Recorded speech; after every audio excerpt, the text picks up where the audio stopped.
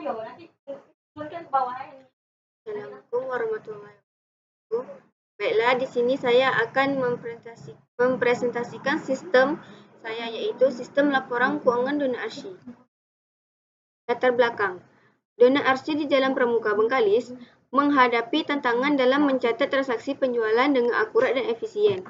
Mereka membutuhkan sistem khusus yang dapat membantu mereka mengelola data keuangan.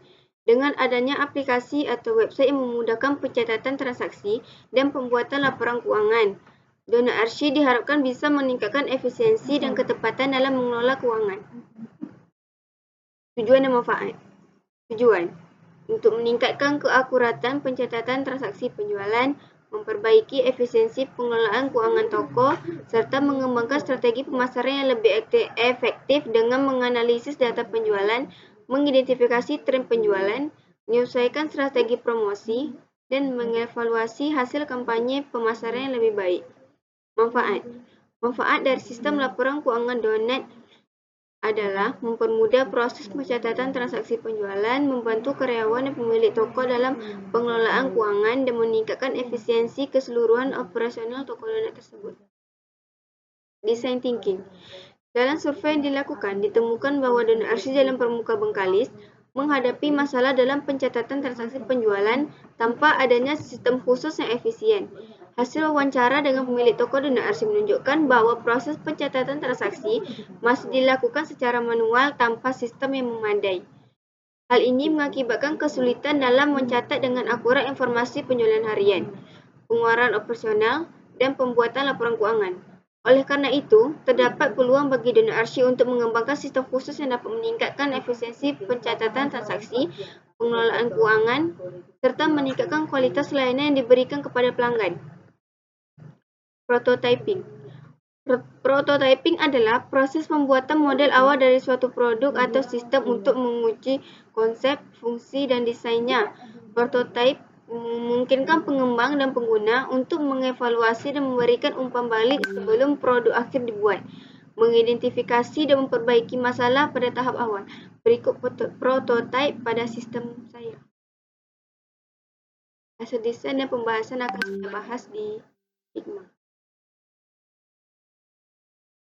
Pada Figma, yaitu ada menu login, kemudian ada username dan passwordnya.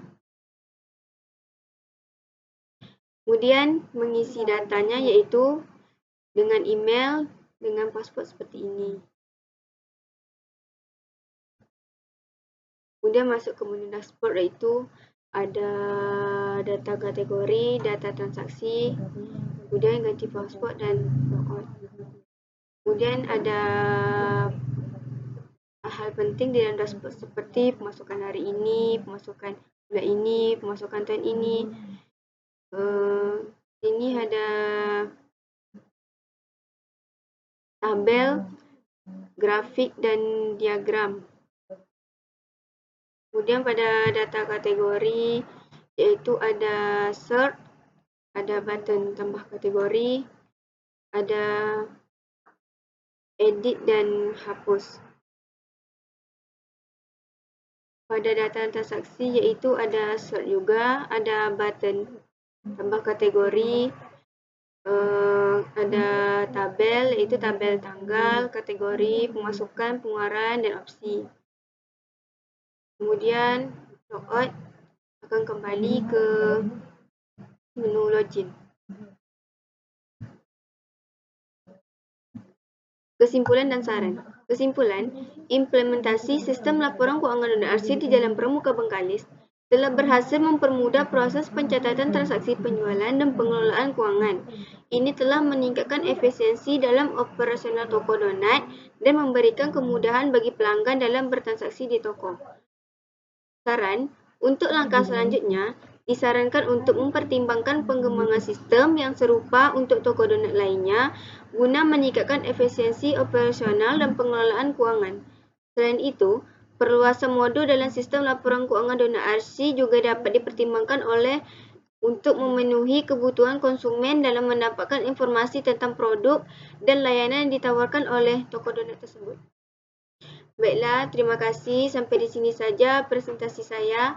Jika ada kesalahan, mohon dimaafkan. Sesudahi dengan Assalamualaikum warahmatullahi wabarakatuh.